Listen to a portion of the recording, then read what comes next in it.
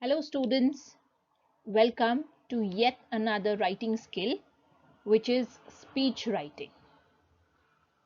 So when it comes to speech writing, most of the students are scared of either speaking in public or writing as they have no clue or inclination what to write about the given topic. So students, fear no more. This is me, Mrs. Sheetal Jain Pillai, bringing to you speech writing in a simplified manner. Please stay tuned while I explain speech writing. Let us discuss the basic of speech writing. That is the structure of a speech. A speech has to be written always in three paragraphs. First is the introduction, where the speaker will introduce oneself or specify the topic. So if you're writing the speech, you will introduce who you are, you will introduce what you're talking about and what is the name of your topic, not forgetting to welcome your guests. Next is the body of speech, where the speaker will discuss the important aspects in the topic of the speech. Now, the body of speech is very important, and we will be discussing what to write in the body of speech. Last is the conclusion. So, the students need not be bothered about what to write in the conclusion, because the conclusion will sum up only the important points that you will take from your body and introduction. Okay, so you will summarize in such a way that you pick up two or three points and end your speech in a concluding manner. So this we need to remember. The structure of the speech will always have three paragraphs, beginning with introduction, followed by body of speech, and then lastly is the conclusion. What does body of the speech contain? So what is the purpose of the speech? Why am I writing about this topic, or why am I speaking about this topic? I know this topic is given to you to write in the exam, but you need to ask yourself these questions. Why am I choosing this topic? Okay, so when it comes to body, think of the three letters, that is PIE, pie. So when you write the body, you will think of how to persuade your audience. So the speaker appeals to the emotion of the audience to do something by reasoning or argument. So if it is not raining, or if you have to tell your audience to save water, you will persuade them of telling the consequences, that if it doesn't rain or if you don't save water, there will be grave consequences. Then you will inform them about the facts, that last year we had only 5% of rainfall, and if it continues like that, we will not have water to drink. So you're providing them with facts. Okay, then it comes to entertainment. So when you speak about entertainment, the speaker will present the arguments, which means you will present your arguments and fact in a way that captures the audience attention. So you will tell them that what you are doing to save water. Okay, so you will give them your personal anecdote. For example, I have been saving water since day one. I do not use immense water to have a bath. We do not wash clothes with running water. We turn off the taps while we are brushing teeth. So all these are examples which you will give in the purpose of speech, which will sum up your body. So what is the purpose of speech, or what will you write in your body? Remember the three letters PIE. You will persuade your speaker, you will inform them about the facts, and you will also entertain them, which means you will give your personal experience.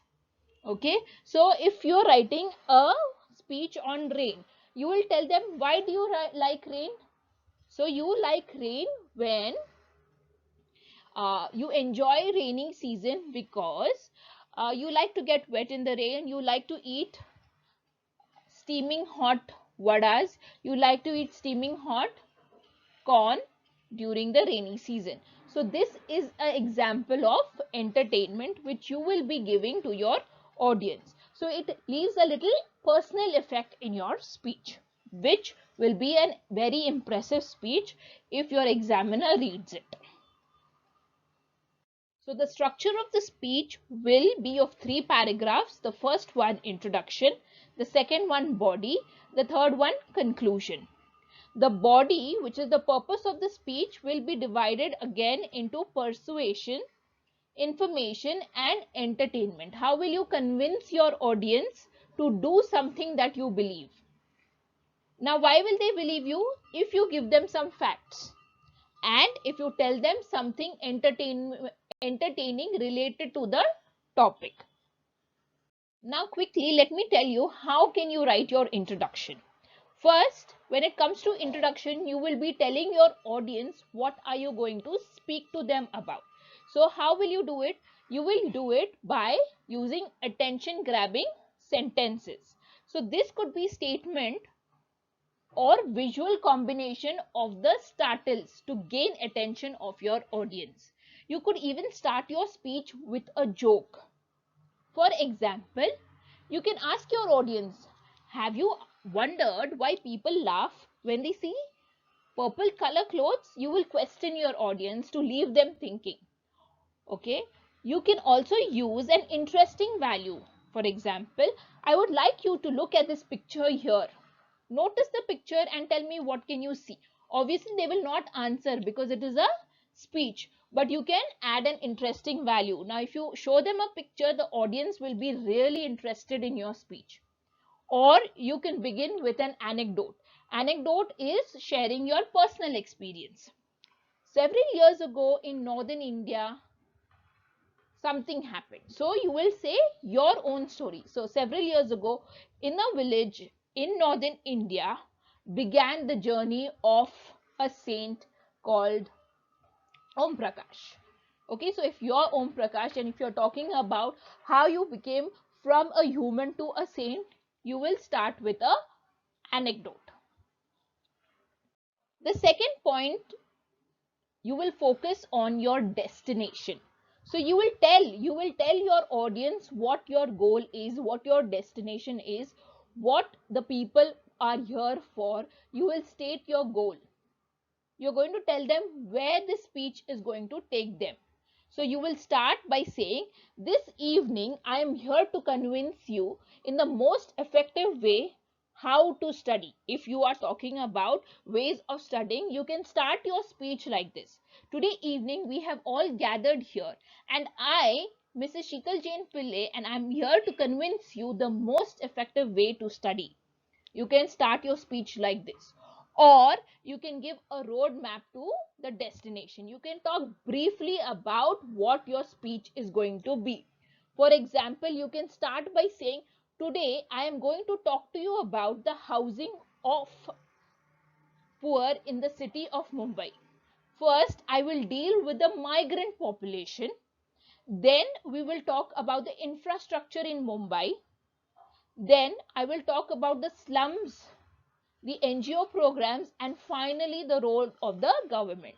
So you can use any of these 3 starters to start your introduction. You cannot use all at the same time. So you will decide which one you will want, which one will appeal the audience the most, and use the most appealing one in your speech. There are few more that I will discuss. Try and establish a personal bond. So how would you do that, and what is a personal bond and how would you do that? Often people warm up to personal anecdotes. So if you start with a personal touch, people will identify with you. It will make connections. Therefore, what you are saying could be useful to them and it could trigger the emotional experience like in grief or happiness. So you can start your speech like, when I was a young girl, I used to live in Germany during the war.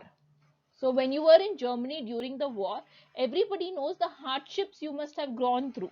So they will connect with you emotionally. Or you could use speaker credibility. What is speaker credibility? So when you expertise and give experience of your study. So you can talk about what you have done, what is your experience, what are your skills, what are you good at. For example, when we dug deep enough, we found a small door. It must have been at least 90 feet deep under the ground at the archaeological site. So what you have done here is you were digging. After digging, what did you find? A door. How deep was that door? It was 90 feet deep. You can tell that what your experience was and what is your expertise. Because of your expertise, you were able to find a archaeological site, which is of great importance. So that was all about the introduction. You could use any one out of the 5 startles to start your introduction. Remember students, do not use all at the same time. Choose wisely and choose only one to start your introduction. The next is your body. What is the body and what details will you give in the body? You will use the body to give details, but remember you will keep it brief. Do not use more than 3 or 4 points as your speech could become longer. State your main points and enumerate them. So state the point number 1, give reason, example and restate the point. Continue to do so with point number 3 and point number 4. Okay, so body, I have told you how to write the body. You will add something persuasive. Convince your audience that why do we need to start walking? Because it is healthy. Because you can reduce weight.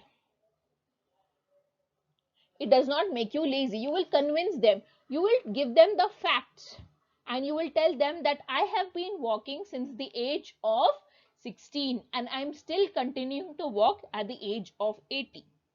So you will tell them your own personal experience. Coming to the conclusion. What will you write in the conclusion? In conclusion, you will only reinforce the main ideas. So this is done by restating the idea and then doing a quick summary of the main points.